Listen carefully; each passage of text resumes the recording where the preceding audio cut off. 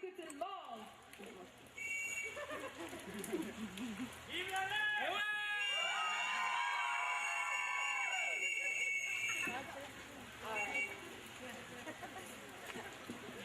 On y va. Chers étudiants de l'Université Sainte-Anne, mon nom est Jessica Kavanaugh. Je suis originaire de la ville de Grand-Sault au Nouveau-Brunswick et je suis dans ma première année de programme de Prévet.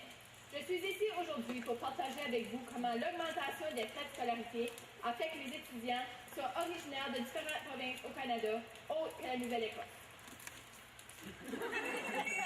Avant de commencer, j'aimerais vous parler un peu de pourquoi j'ai choisi cette université comme institution d'éducation postsecondaire plutôt que de rester dans ma propre province.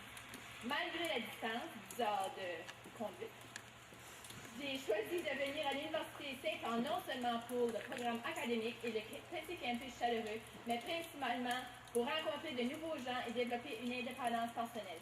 Je peux vous dire, c'est probablement une des meilleures décisions que j'ai faites.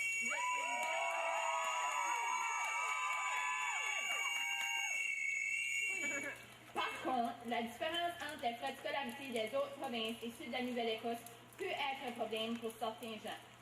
Premièrement, la Nouvelle-Écosse est l'une des 2 seules provinces au Canada qui charge plus cher aux étudiants hors province pour les frais de scolarité, l'autre étant le Québec.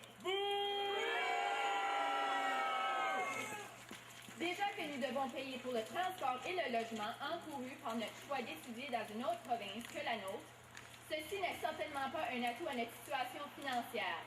Comment un gouvernement peut-il s'attendre à attirer des étudiants hors province à venir étudier en Nouvelle-Écosse, aidant ainsi l'économie provinciale, s'il la remercie en les faisant payer plus cher que leurs camarades de classe originaires de la Nouvelle-Écosse? En plus de cette situation, une nouvelle menace plane sur les étudiants hors province, celle d'une dérégulation des frais de scolarité. En effet, lors de la toute récente entente entre le gouvernement et les présidents des universités de la province, il a été entendu que la régulation des frais des étudiants hors province sera réexaminée.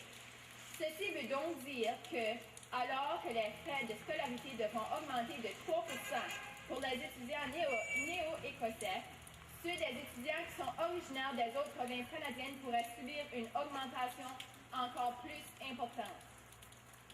Pour terminer, je veux vous laisser savoir que je suis très fière de manifester aujourd'hui avec des milliers d'étudiants au pays qui croient que l'éducation postsecondaire devrait être accessible à tous.